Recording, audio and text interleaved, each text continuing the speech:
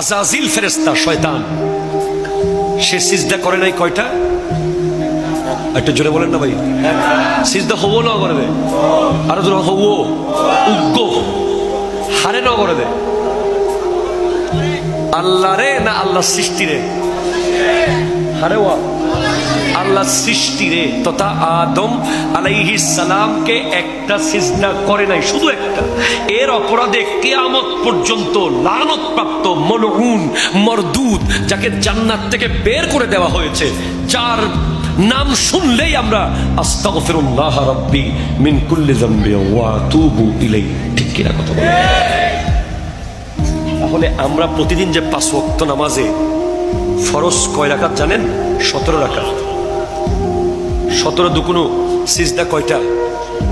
34টা।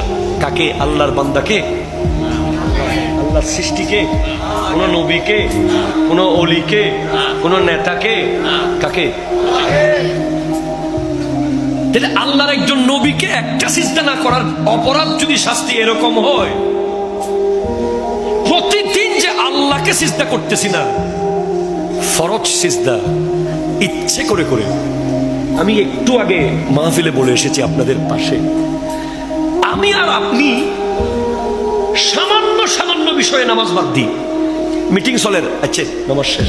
বিয়ে বাড়িতে আসি, নামাজ শেষ। মেজান চলের, নামাজ শেষ। বিয়ে চলের, নামাজ শেষ। গাড়িতে আসি, নামাজ শেষ। ইমামে হোসেন পাক 121টা তীর গায়ে ঢুকে গেছে। পৃথিবীর মানুষ উদাহরণ দিতে পারে, আরে তোরা তো সামান্য সামান্য বিষয়ে নামাজ পড়স না, আর ইমামে হোসেন তলোয়ারের নিচে নামাজ পড়েছে।